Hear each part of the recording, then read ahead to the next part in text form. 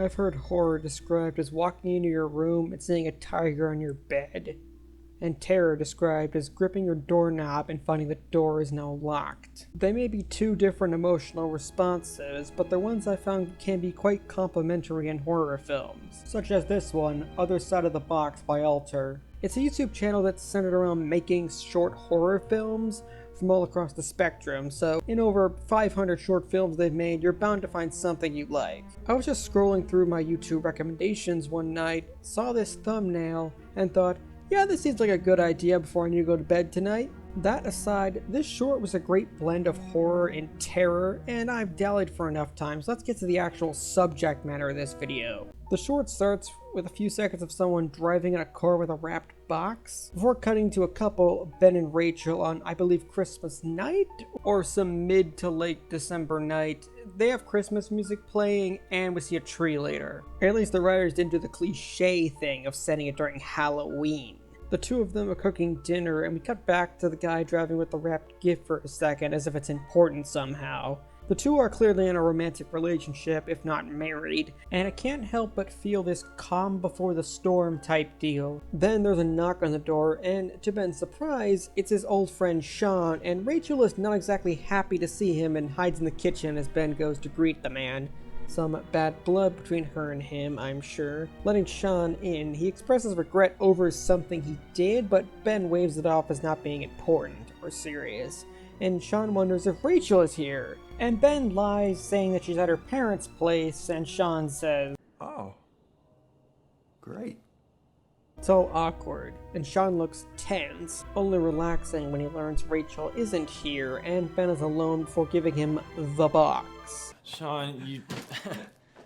Can I get you a drink or something? No, I'm fine. I'm fine. Are you okay? Yeah, yes. Oh, I'm sure this is gonna go so swimmingly for Ben. Can you just do me a favor, though? Yeah, of course. Can you open it? Yeah, of course, man. Let's open it. He's gonna open it, a toy clown head on a spring's gonna jump out, and the rest of the video is just gonna be nothing but the credits. And now open the box first. The card will make sense after.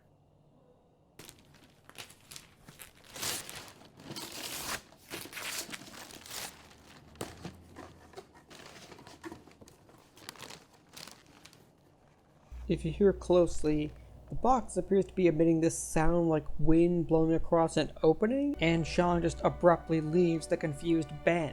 Ben places it on the kitchen table and flashes a light over it, and then even drops a pencil in. The black void within swallows both of those things, and seems to be a lot longer than the box would suggest, and the two are thoroughly creeped out. Don't. Remembering the card, Rachel goes back to the living room and rips it open. Dear Ben, I'm sorry about everything before and everything now, but I had to give it to someone. I don't have it all figured out, but I know it can't move while you're watching.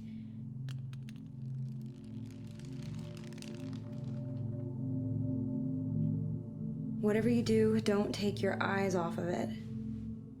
It wants you to look away.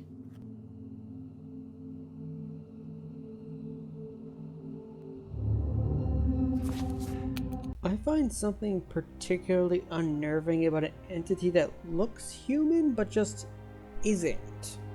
Those eyes are distinctly human, but the way it just stares at Ben with this almost blank expression as he tries to talk to it and goes to call Sean with his phone is so creepy. The uncertainty for the unknown is the strength of the film's first half. There is no information beyond it cannot move without being looked at, and it's obviously a bit inspired by SCP-173. Even Sean said in his letter that he didn't know anything beyond just that rule. Why is it looking at you like that? I don't know. What do you think it wants? I don't know. Call him again. And not answering Ben when he keeps trying to call serves to only reinforce the creepiness and unknowability of this scene. What do you think it I wants? said I don't know. Then, it starts to mimic their voices. Sean, hey, it's Ben. Look, call me back. Now. Ben making the very smart decision to just try and leave. But Rachel is a bit adamant about it. We can't. We're not supposed to look away from it. What happens if we do? That's what we need to find out. Just for a second. Okay? We need to know what we're dealing with. On the count of 3. 1, 2, 2, 3. 3.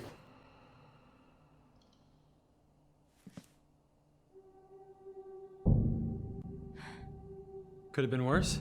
Mando, you said this short did a mix of horror and terror well, but so far it's mostly just been creepy. We are at the halfway point, viewer. We're getting to when I'm at the beginning shortly. It can't move as long as we're looking at it, right? That's what it says? Yeah. I'm gonna find Sean. I don't know why he did this, but I'm gonna find out.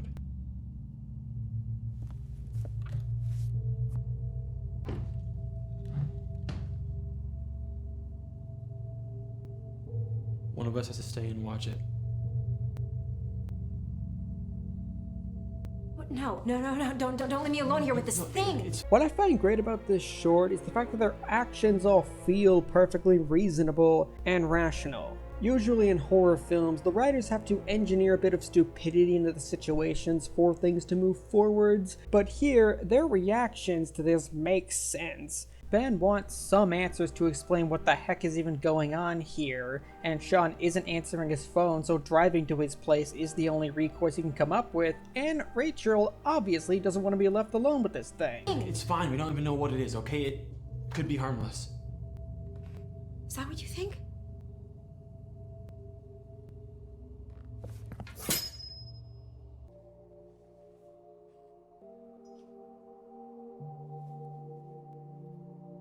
Just be quick. Real quick.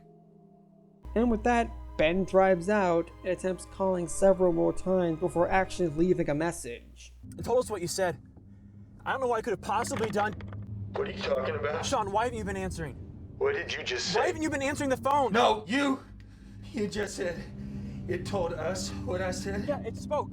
Or echoed. It told us what you said. What I said? What do you mean? Who's us? Come on about me not leaving the house. Ben, I didn't tell it to do anything. I didn't even know it could speak. Horror. Sean is almost out of his depth as Ben is. He is more knowledgeable about the entity, but its speaking is new to him, and he only answered the phone when Ben mentioned the word us, and even quickly inquired about it. Why did you give this to us? Us? You keep saying us. Who's us? Us, man, me and Rachel. She was at the house. Ben, where are you right now? I'm coming to you. No! You have to keep your eyes on it! I know, Rachel's watching it. No, Ben, you! God damn it, I gave it to you! You have to keep your fucking eyes on it! Terror. It's the look in Ben's eyes right into the camera that mirrors pretty much how I and many people felt upon hearing that line, realizing why Sean relaxed after thinking Rachel wasn't there, as well as learning one of the caveats of this creature's movement rules. Ben, don't go back! Don't you go back there! Racing back into the house, we get horror. The lights are off, the only illumination is from the lights on the tree. The switch is even pulled out to prevent it from even being turned back on, and the box is completely gone. There is no blood or even body of Rachel around. Ben was only gone probably just a minute or two, and yet all that is left is an upturned chair, a wet knife on the floor with no indication of whatsoever as to what happened to her or where the entity is.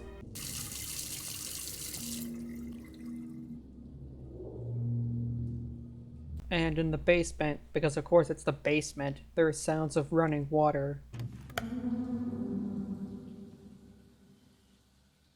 Rachel? Yeah? What's up? Where's the box?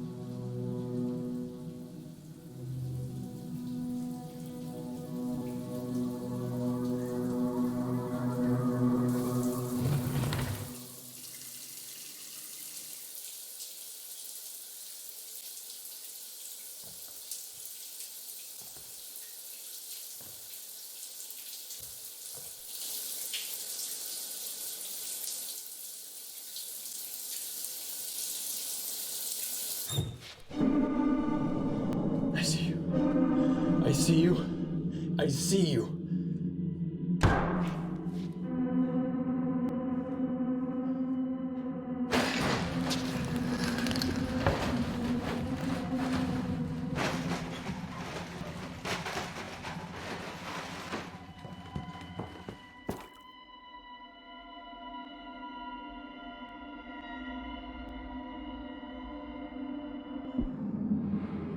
Terror is grabbing the doorknob and finding out the door won't open.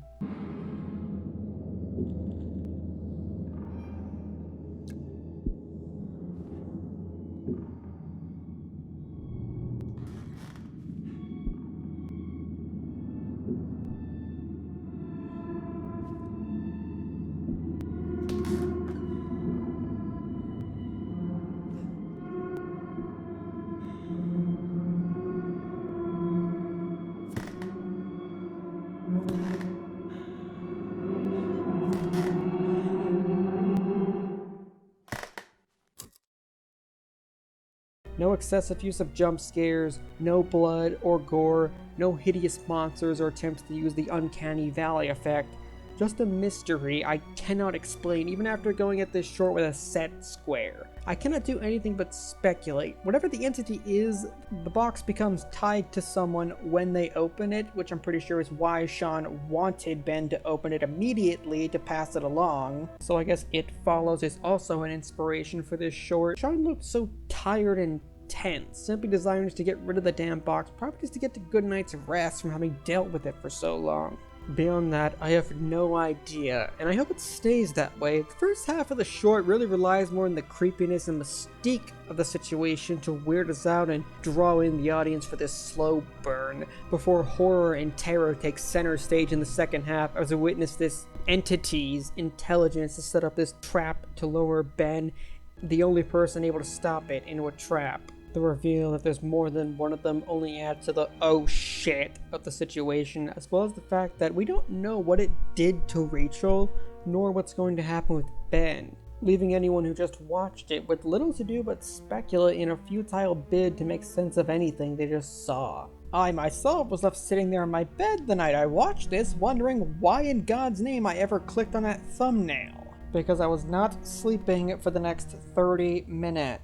If you like this video and new to the channel, click that like button and comment your thoughts down below. Head over and check out my other video essays, music analysis, complex character series, and overanalyzing Shira and the Princesses of Power. You might find them enjoyable as well, and consider subscribing for more content like this to come.